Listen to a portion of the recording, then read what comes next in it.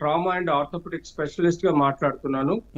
Usual గా చిన్న గులకరాయి అన్నారు, అది షార్ప్ ఎడ్జ్ ఉండి తగిలింది అన్నారు. డే 1 లో మనకు ఒక వై షేప్డ్ లాసరేటెడ్ ఉండు కనబడ్డది డే 1 లో. ఆ తర్వాత బ్యాండేజ్ వేయడం జరిగింది. సో అబ్సల్యూట్లీ ఇలాంటి రిమార్క్ ఎప్పుడైతే మనకు డీప్ లాసరేటెడ్ వూండ్ వచ్చి ఫోర్ హెడ్ లో ఉందో, అది అబ్సల్యూట్ ఈవెన్ మైక్రో సర్జరీ చేసినా కూడా, సబ్క్యూటికులర్ రిపేర్ చేసినా, ఈవెన్ మైక్రో సూచర్ చేసిన, ప్లాస్టిక్ సర్జరీ చేసినా కూడా ఒక మార్కింగ్ అనేది, ఆ వై షేప్డ్ మార్కింగ్ కంపల్సరీ మనకు ఒక లీనియర్ మార్కింగ్ కంపల్సరీ కనబడుతుంది.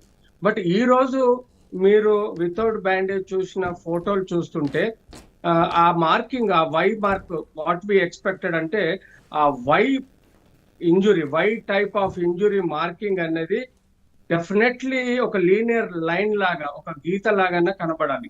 అబ్సల్యూట్లీ అది లేదు, even plastic surgery, micro surgery and subcuticular surgery చేసినా కూడా. So that is one point. Second point, usual గా 8 నుంచి 12 రోజులు ఫోర్ హెడ్ లో ఎనీ దెబ్బ తగిలినప్పుడు ఆ ఎడిమ వాప్ అన్నది ఉంటది. మనం డే 1 నుంచి ఇప్పటి వరకు చూసినా కూడా ఆ అబ్నార్మల్ వాప్ అన్నది అక్కడ మనకు కనబడలేదు. So that is one another suspecting point.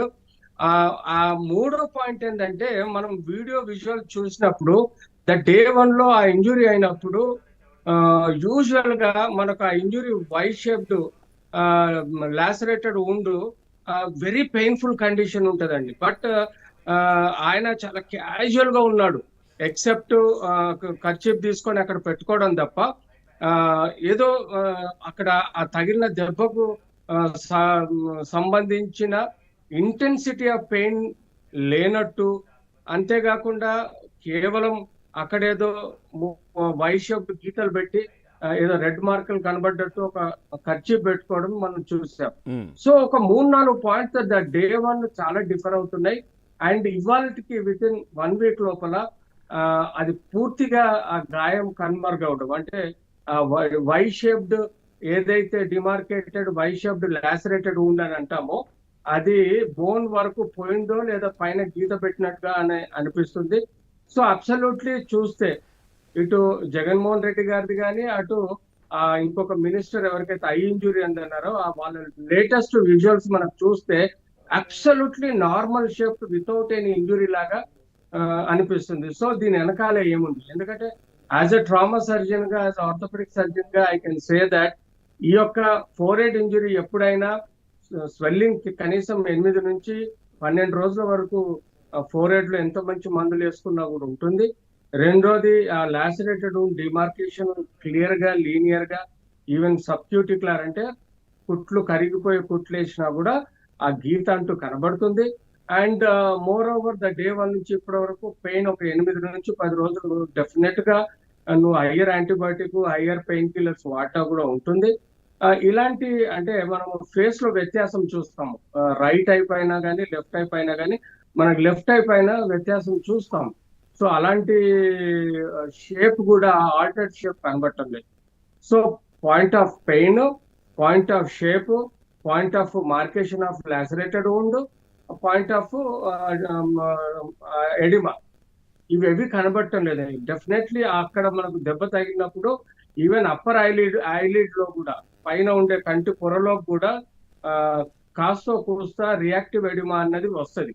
ఆ ఎడిమా కూడా, ఆ వాపు కూడా కనబడటం లేదు. యూజువల్ గా నియర్ బై ఏరియాకు మనము రియాక్టివ్ ఎడిమా అన్నది మనకు యూజువల్ గా స్కిన్ లో కానీ ఎక్కడైనా కానీ దెబ్బ తగిలినప్పుడు దాని పరిసర ప్రాంతాల్లో ఒక రేడియేటింగ్ రియాక్టివ్ ఎడిమా అనేది కనబడాలి. ఆ ఎడిమా అసలు మొదటి నుంచి లేదు. So these are looks very suspicious అండి. అట్లాగే మినిస్టర్ గారి ఐ ఇంజురీ అన్నారు, బట్ ఇవాళ ఐ బ్యాండేజ్ తీసేసిన తర్వాత ఈవెన్ కంజెషన్ కూడా లేదు. ఐ ఎర్రబడ్డం కనబడుతుంది, కంజెషన్ కనబడుతుంది, పెయిన్ఫుల్ ఉంటది, ఐ లాక్రిమల్ ఫ్లూయిడ్ మితిమీరిగా ఫామ్ అవడము, డ్రూపింగ్ ఆఫ్ ద వాటర్ ఉంటది. ఇవన్నీ లేవు అతనికి కూడా. అవి కంప్లీట్ నార్మల్ ఫోటోగ్రఫీగా కనబడుతుంది. ఈ 2 ఫోటోలు మనం చూస్తే చాలా డిఫరెంట్ గా, అన్యూజువల్ గా ప్రజెంటేషన్ ఉంది.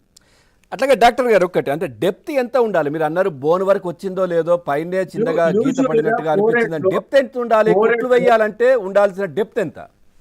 అదే ఫోరెడ్ లో యూజువల్ గా the depth of skin dermis నుంచి ఫేషియా బోన్ వరకు మనకు ఉండేది 3 to 4 mm అండి. ఉమ్, ఆ ఫేషియా మొత్తం 3 to 4 mm ఉంటుంది.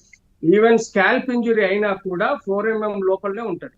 సో మనకు డర్మిస్ వరకు కట్ అయినా కూడా సమ్ టైమ్స్ మనం మైక్రో సూచర్స్ వేసుకోవచ్చు. డర్మిస్ ఆ స్కిన్ పైన లోపల ఫేషియా అని ఉంటుంది. ఆ ఫేషియా ఉంటుంది, తర్వాత పెరియాస్టియం ఉంటుంది, తర్వాత బోన్ ఉంటుంది. ఇన్ని లేయర్స్ లో ఏ లేయర్ వరకు కట్ అయినా కూడా మనకు సూచర్ అవసరం పడుతుంది. బట్ యూజువల్ గా వాళ్ళు ప్రజెంట్ చేసుకోవచ్చు, మేము సూచర్ వేయలేదు, మేము కేవలం అడిజివ్ లిక్విడ్ పెట్టేసి అతుకు పెట్టాము, అందుకని కుట్లు కనబడటం లేదు అనొచ్చు. ఈవెన్ అదైనా కూడా లీనియర్ స్కార్ కనబడుతుంది. ఈవెన్ సబ్క్యూటిక్యులర్ అంటే స్కిన్ పైన డర్మిస్ ఉంటుందో ఆ పై లేయర్ కి కింద జస్ట్ భాగంలో మనం సబ్క్యూటిక్యులర్ సూచర్ చేస్తాం. తద్వారా కూడా మనం వేసినా కూడా స్కిన్ మార్జిన్స్ లో ఒక లీనియర్ స్కార్ అనేది 100% కనబడుతుంది. వితౌట్ స్కార్ నువ్వు ఎంత ప్లాస్టిక్ సర్జరీ చేసినా, ఎంత అక్యురేట్ రిపేర్ చేసినా కూడా, even if use the adhesive liquid, కూడా అడెసివ్ పేస్ట్ ఉంటుంది, అది మన స్కిన్ కు రెండింటికి మధ్యలో పెట్టి దగ్గరికి అనేస్తాం, అది పెట్టినా కూడా కంపల్సరీ ఆ డర్మిస్ లో ఏదైతే కట్ ఉందో ఆ కట్ కంపల్సరీ మనకు ఒక లీనియర్ లైన్ అనేది 100% కనబడుతుంది. రైట్. డాక్టర్ గారు ఒకసారి మళ్ళీ మీ దగ్గరికి వస్తాను. ఒకసారి పొలిటికల్గా కూడా దీనికి సంబంధించి నిన్న జగన్మోహన్ రెడ్డి పట్టి తీసిన తర్వాత ఏంటి పబ్లిక్లో చాలా టాక్ అయితే ఉంది. ఒకసారి విశ్లేషకులు కావచ్చు, తర్వాత టీడీపీ పార్టీ నుంచి కూడా వాళ్ళతో మాట్లాడి మళ్ళీ మీ దగ్గరికి వస్తాను.